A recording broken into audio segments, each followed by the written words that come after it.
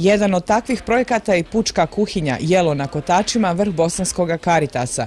Prema popisu Centra za socijalni rad, najugroženijim stanovnicima 5 sarajevskih općina dnevno se dijeli kruh i topli obrok. Naši korisnici su dakle svi pripadnici svih naroda ovdje u zemlji, što je jako važno, rekao bih, naglasiti. Tu nema iznimki. U mjesecu ožujku Jelo na kotačima dostavlja se za 290 osoba. Kako raste nezaposlenost u Bosni i Hercegovini, tako se mjesečno broj korisnika povećava čak za 20 osoba. Jedan dio rada pučkih kuhinja, pa tako i ove, financira i kanton Sarajevo. Ipak, veći dio ide iz sredstava Karitasa. Dio sredstava za rad javne kuhinje je preko donacija, drugi dio sredstava se odvaja od akcije Tjedna solidarnosti, koji također pokriva sve ostale projekte Karitasa, između ostalog i ovu kuhinju. U kantonu Sarajevo više od 5000 ljudi prijavljeno je za pučku kuhinju. Neke je na to nagnala nezaposlenost, neke drugi razlozi. Da mi je neka rekao da ću doći pred kuhinju prije nekoliko vremena, rekao bi ti se lud uopšte. Jer imao sam divan posao, otišao sam u penziju i šta sad imam penzije sa 32 godine radnog staža, dobio sam 296 maraka penziju i ko to cijeni niko.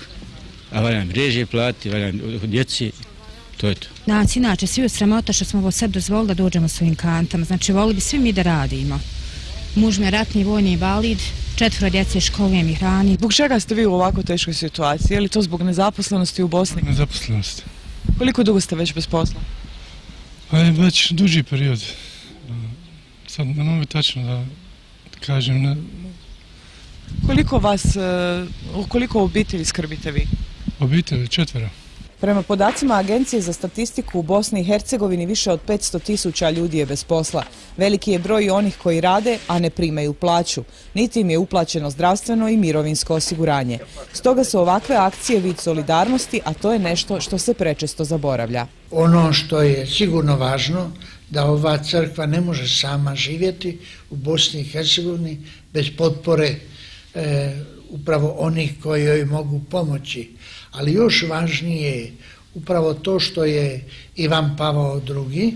Blažene uspomene kad je boravio ovdje u Sarajevu 13. travnja 1997. godine nas biskupe potaknuo da gajimo zajedništvo sa susjednima na osob sa biskupima iz Hrvatske. Važnije od same financijske potpore za crkvu u BiH zajedništvo je sa crkvom u Hrvatskoj, a na poseban način uvezivanje na karitativnim temeljima.